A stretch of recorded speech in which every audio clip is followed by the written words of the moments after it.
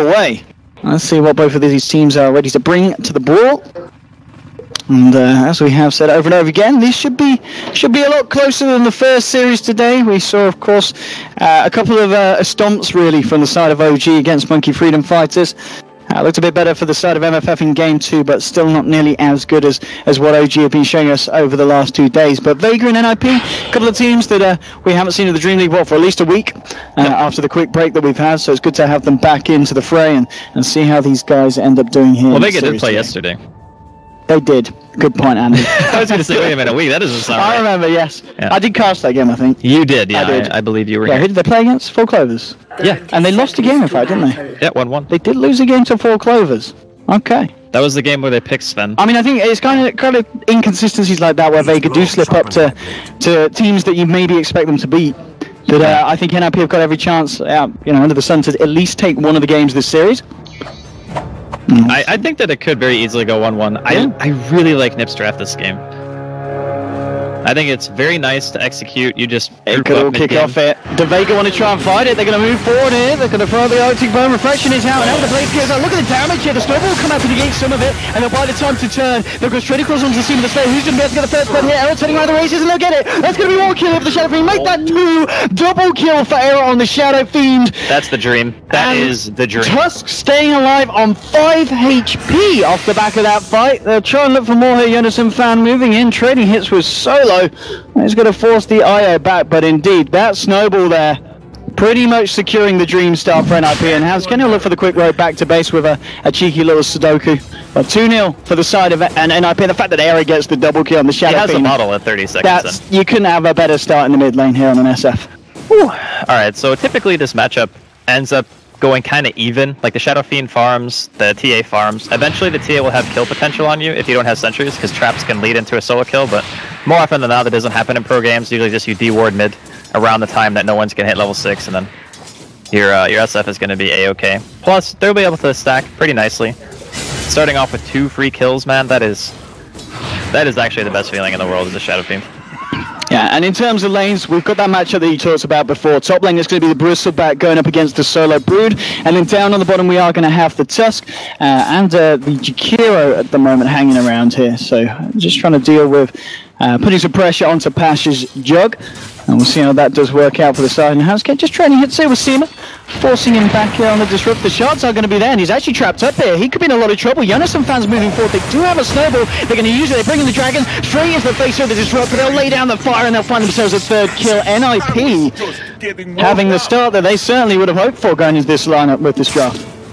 Their dual lane in the offlane for Nip is very hard to go on, because Disruptor is a low damage dealing support for the first couple of levels. You use him as more of a, I'm going to punish you if you're out of position hero, then I just want a straight up mad fight. Sure, you got Juggernaut spin, and I think Pasha might even have to level spin in this situation, as he does put a 2nd point in, just to ensure that when another fight breaks out, he can try to contribute in some way, because otherwise the heroes are just too tanky. Like, Disruptor can't do anything on his own. And Tusk allows you to just go for that hard commitment, like straight away. You don't have to hesitate. As soon as you see the opening, you're just in. They get the kinetic field trapper onto Seal Kid. Seema and Solo moving in. He should be fine here. Eric's got a haste. Hang on, boys. You need to get yourselves the hell out of here. Eric just moving in. He's looking for Solo, and he's going to find it there with the help of Seal Kid. Another kill for the side of NIP. Zuma drops down the field, tries to get himself out, but the shots are there, and they'll block him off. They're beautiful. A killing spree for Eric, 2.5 minutes in. NIP picking up 5 kills across the board before the 3-minute mark. And this is just getting better and better for the Ninjas. Well, 3 of those 5 kills are going to Era. He even has an assist, so he's been involved in 80% of his team's kills so far. Not too bad at the 3-minute mark. He's going to hit 4 soon, too. So he's already at the stage where Shadow Fiends are looking to try to get to make sure that they can just consistently hit their CS by having a lot of souls stored up from the Necromastery. And I think Era is being set up for a phenomenal game. And top, like, Limp is doing a really good job up against the Brood. 6-3 on Mag right now. Compare that to 16-5 of Limp. I mean, it's this matchup you talked about, the fact that if played correctly, the Bristleback's going to have no trouble farming at all in this lane, and he's also going to be putting the pressure on Mag. And meanwhile, we just kills happening everywhere. Bottom lane, Jug goes down. I actually don't even know how Jug dies in this lane. He must have not been at full HP. Because typically, all you do is spin. If you're going to get snowballed, you spin, the stun doesn't land, the shards won't deal any damage, and there's no follow-up. Because all the damage from Nip's offlane is magical. I actually have no idea how you can die that way, but it's still going to be a very, very Nip favored early game. It certainly is off the back of the momentum that they've found already. And well, we'll see them just marking around the bottom rune. There's going to be just IO bottling up an illusion. Error finds himself a bounty. In top lane, yeah, this farm on Limp. That's going to be very nice when it kind of comes to the point where NIP look to group up and go for the skirmishes. Mac at the moment just cutting out the creep wave. Just trying to find what he can and find it nice and far away from that scary Bristleback. Bristleback now picking up the treads. Mid lane CS, I mean, still no one farming fairly well. 23 for 9 on the TA compared to the 17 for 5 on Error. But it is this fact that Error, with those kills under his belt, feeling to be in the stronger position, and they're trying to move forward here with the Arctic Burn. Seal Kid seeing if he can get the harass down.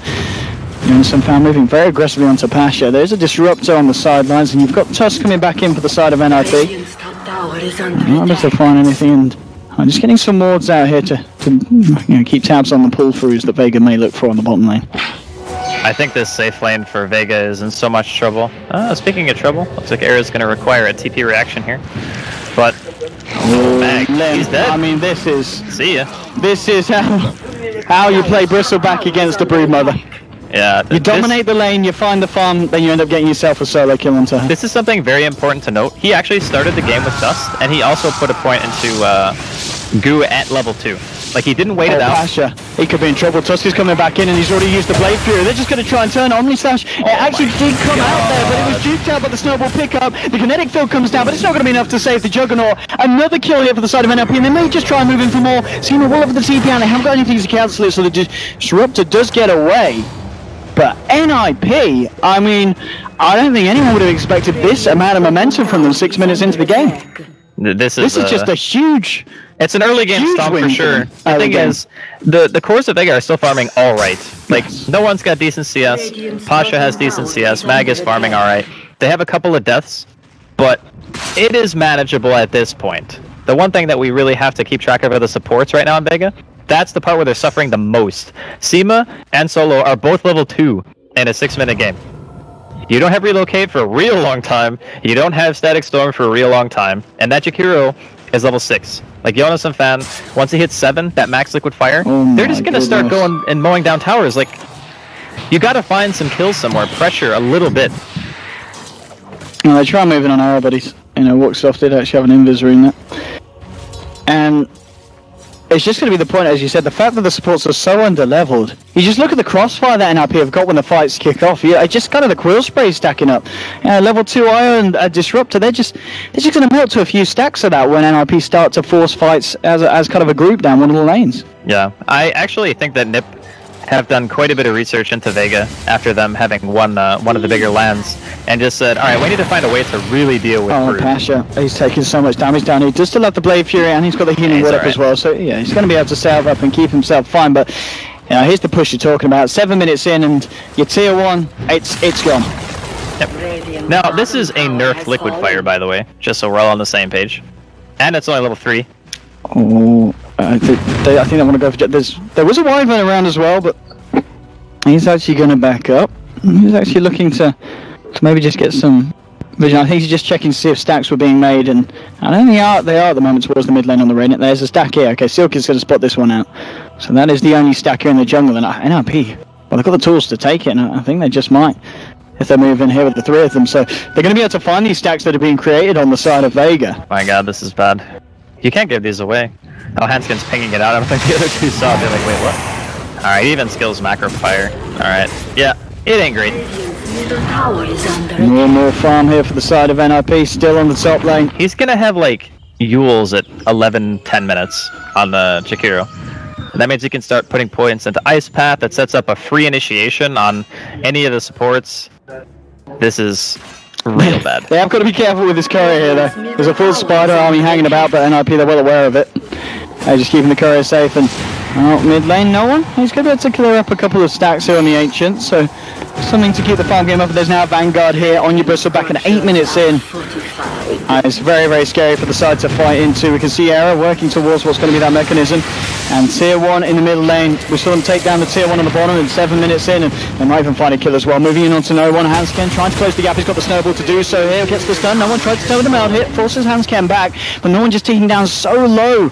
You just can't do anything in these fights when there's 4 heroes running at him. And Seema the Slayer, he's going to be the casualty here. Trapped up by the shards. NIP move through. Hansken now on a killing spree on this Tusk.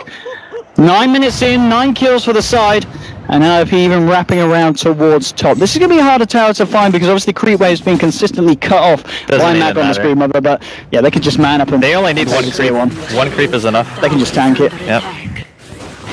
That's backdoor, or no backdoor protection anyway. Oh yeah, yeah, not on the tier 1, so it's not an issue. If they want to keep pushing, it's probably not going to work. They've got to keep the range creep up. Nah, they'll just go kill Roshan, honestly. They have Sigil. They have 4 points into Liquid Fire, and that also slows attack speed on Roshan, which makes it very easy to kill. And they have Cold Embrace. Like, this draft is very well rounded from Nip. It's very good at pushing. It has good transition into mid-late game with the Bristle and the Shadow Fiend. And they might not have, like, the most insane team fight ever, but their lanes are strong.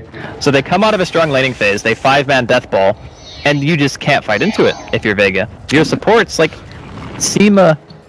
Or Shioma. Is it Shioma? Shioma the Slayer. Yeah, okay. He just hit level 3. It's 10 minutes into the game. And there's a mech 10 minutes in. And Vanguard on Bristle. Yeah, mech and Vanguard. You actually have 0 damage right now as Vega. Well, it's not looking pretty for the side, but by no means out of this one yet. 10 minutes in though, it's certainly going to be an uphill battle here for the side of the Radiant. NIP. And I feel very happy with how they kicked this one off. Okay, yeah, you got your treads now on TA, so something at least coming out. Phase boots now on the jug. So they're finding the small things, and it's pretty much probably going to be relying on shards. Oh my goodness. They are going to hold him for a little bit, but he Blade Furies himself out. They're going to look for the chase down now. Looks like they're going to let him go. He's got the backup and No One here as well on the TA, but talking about backup, NIP, they're bringing Era in for this one. They're going to TP out straight away from both of them. Have they got the snowball onto anything? No, it's going to not get there in time. And the TPs are successful here from the side of Vega, so they do avoid what potentially could have been more pain coming out from the side of NIP. I think at this point, Nip just either Roche or they keep pushing. There's nothing really on the side of Vega that's threatening you. There's no Static Storm. There's no Relocate. Like, okay, Relocate came up now. Solo just hit 6. So he's playing it very greedy. And Shoma's starting to recover his experience a bit. It's just, whatever they take at this point for Nip is free. Like, they can just walk into a tower, they can leave Limp at the top lane, it doesn't matter if he's at the fight or not. Everyone else on the side of Nip has a tremendous amount of farm. Like, Yules is finished on Jonas and Fan. He just has to send it out. And Steel Kid has Winter's Curse. They got Walrus Punch. With this creep wave at bottom and the catapult, this tower is just dead. Like, this tower is dead. They can't do anything. I mean, this, as you said, from the draft, you like what NIP had set out to do, and they're just going to show that they know exactly what to do with this lineup. They know its strengths, and they're using it to the max potential. 12 minutes in, as you said, taking the tier 2 in the bottom lane. Wouldn't be surprised if we see them move into another lane and look for more. Yules is now also done here on Jonas and Fan's Jakira. Yep. I mean, that's free setup as well. When somebody relocates in, if you don't land the ice path, like, perfectly, you can just wait, set up the Yules instead, if you want to play it that way. You know that the TA is not going to have Blink for a long time. He's going back for Deso first. Pretty standard stuff coming out from him. But Jakiro is also very, very good against TA at pretty much every stage in the game, you know, prior to BKB. But I have a really hard time seeing how Vega is ever going to take an engagement, right? Because you got Vanguard, you got Mech already done. I'm assuming that Limp is going to go just straight for the Crimson, because it's so good against Vega's lineup. They kind of lack magical damage. Like, I don't know what they're going to do, honestly. They got to find some kind of really good small skirmishes or take a really successful defense to be able to get themselves back in this. There we go, easy Roche here for NIP. Crimson Guard, I mean... It's less than 13 minutes in, and they have every single core item they need to just go push high ground, honestly. Good luck trying to fight into that, Vega, because it's not gonna end well. And NIP, they know that's going to be the case for Vega, and they want to fight themselves. They want to bring the fight to Vega. No one in solo. Everyone's down here. Obviously, there is that relocate there, so if it all kicks off, Solo should be able to bring him out in solo. Well, he's not going to be able to relocate anyone if no. Oh, okay. It's only a level 1 ice path, not really much of a stun. No. It's only 1 second. Top lane, Limp still hanging about here, just killing out the creeps. Mac doing what he can here, chilling out, cutting up the creep wave, keeping themselves up the board in terms of net worth. You know, he's still on par with at least the Jakiro. He's very close to his own TA, but that's maybe not a good story for the Brood. More or less a bad story for no one's TA at the moment. No one. He's drawing a bit of attention here from NIP towards the mid lane. 4 heroes coming through. They're getting the creep wave down. And Mason going to try and go for a further tier 2 in the mid lane. Top lane, Mag and Shoma the Slayer hanging about. They're actually sending more here from the side of Vega up to the top, so maybe trying to see if they can force NIP back to react, but NIP, I mean, there's just no way look at this tower, guys. If they want to play super safe, I guess they can back, but they have Crimson, they have Mech, they have... You got high ground. Yeah, you absolutely can. Jakiro, man. I'm telling you. This is the hero that lets you end games in 15 minutes. I mean, this is some TI4 final stuff, I'm telling you that, at the moment. It's just 14 minutes in and the Disruptor is still not 6. Like, he needs 6 to fight this. And look at the tier 3's just gone. He's got a kinetic field, but it really doesn't matter. This is, in my opinion, a pretty sizable outdraft. I mean, I can see how Vega So who's racked at 40 minutes, Andy? Yeah, Jakiro, dude. Jakiro. It's a hero. I mean, how do you fight it? How do you actually kill anyone when you don't even have your ultimate on a support hero and they're pushing your racks? I think if anyone knows the answer, Vega would love to have a conversation with them. And racks. 15 minutes in from Nick. Absolutely free. Nothing that they can do. And that's another 2,800 gold on Limp. So if he wants to go back for like a Vlad's, which I think would be really nice to just seal out the game, you get another 5 armor or going for the team. Makes you that much more durable against the TA and potentially an Omni Slash, considering no one now has Desolator finished. And there's no Roshan for Vega to even try to sneak, so their TA pick is not really working out for them. Of course, they started the game in potentially the worst way possible by taking a level 1 fight, losing 2 heroes straight up. To the Shadow Fiend. Yeah, and then Nip just continually get kills with a lineup that they knew was meant to deathball at some stage. Like, Vega had to have known it, right? As soon as you see the Jakiro, you're like, oh, okay, they're going to do some kind of duel off lane. They're going to try to get level 7 on them, mow down all our towers. Hopefully by that point, Mag on the Brood and no one on the TA can create some space between just like pushing and having some high damage dealer.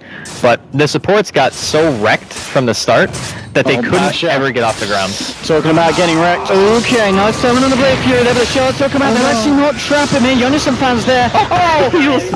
Okay, that was a little bit embarrassing there. I think he might have double tapped that one. Yep. No, still, slip-ups like this aren't really going to cost NIP anything. The position that they're in, they're feeling very strong. Doesn't matter if they miss out on the occasional kill here at this point, as the swing certainly is just favouring them. BKB is going to be the item of choice by the looks of it for Brood. It's just a recipe away from it. Alright, Owen, we've hit our timing now for Vega. The Disruptor is level 6. They need the turnaround static storm. Yeah. How often do we see Disruptors, by the way, that just have very, very late level 6 timings? It seems to be a trend at the moment. Yeah, but the reason why it happens so often is because as soon as a team sees Disruptor, they just pick better fighting supports for the early game. That's pretty much exactly what went down for this match. Okay, you're against Jakiro Tusk as Disruptor. Who do you go on? Who do you harass? Who do you force out of lane? And what do you do here if you're Vega? Okay, Pasha's moving forward with the Blade Fury, but if anything, that's just going to give NIP the go-ahead that Blade Fury is no longer available. They've set it up with the Ice Path here, and then moving forward as well. Just look at the physical damage, forcing Pasha back. He'll drop the Healing Ward, but the tower's just getting destroyed. Fortification will be there, but they throw out another Liquid Fire, and Jonas and Pash just sitting at the back laughing as the Tier 3 just melts. They're trying to move in with no one in the Desolator. Max there as well, but now the Crimson Guards pop. That's just Static Storm. Is it going to be enough to turn? Limb's taking the harassment of the damage, but now the Winters goes down onto Pasha, and NIP just moving through. The crossbows are stacking up. Shoma the Slayer on the sidelines ticking down. They might be able to find a kill, and they will. They bring down the Jakiro, so they do find their first kill of the game here. And NIP being a little bit more careful. No, they're ready to just continue to go. Double kill for Limp as they take down Mag as well. No one moving in, trying to burst down Limp here with the meld hits, but it's just not enough. Triple kill for Limp. They'll move into Solo. It may even be an ultra here from the manual. We'll get the tether across, so Solo's going to live. No one's coming with a buyback. Desperately trying to do what he can, but it looks like this could be even potentially be a dieback here on this TA. Era's just standing there, getting the right clicks in. They'll kill the TA now down for a minute. They do lose Era, but Silken and Limp are still there. Limp's just going to move in for more. GG well played is called 18 minutes in. NIP take the game 14-2. The draft was perfect. The execution was immaculate. They were 9-0 at just one point. didn't have any answers for what NIP were throwing at them. They didn't lose a hero until they started pushing high ground. That's pretty much how the game played out. Of course, if you have a game like this where you can look back and say, okay, we lost the fight in the river. You know, we lost a couple of heroes. We gave Era a double kill on Shadow Fiend at the start of the game. He had a 30-second bottle. Obviously, Vega had some execution problems in this game. There's no doubt about it. But if you get to the mid game and your supports are this far behind against a death ball, you can't win. Like, what good is relocate going to do you when you don't have enough farm to backdoor yet? You don't have a tiny, right? So you're not like going to be relocating and hitting a tier 3 at 15 minutes because you don't even have a tower left at that point. You're pretty much exposed on all 3 lanes of your base. And then it's like, we get Static Storm. The first time they use it, you could actually see where Vega's teamfight was coming from. You know, they were waiting for Nip to walk into them. They actually managed to kill the Jakiro, which if they had held there, would have allowed them to hold Rax because he was the one who did most of the damage to buildings at that point, because Era also died when they started diving. So the 2 heroes that are good at killing the base are gone. Maybe they could have somehow like brought themselves back into the game after that by smoking and finding a pick, but it was an uphill battle from like minute 0. It certainly wasn't, and I think that will shock a lot of people because I think people thought that Vega would at least be able to play at a similar level, but as you said... I said it was going to be a 2-0 for Vega. Yeah. They got wrecked. They really did. They've got to change it up for game 2. Yep. And we'll see what their answer is going to be then. Obviously, the Swedes, known for their meatballs after today, they're going to be known for their death balls. We'll be back for game 2, but first, a quick ad break. We'll see you in a bit.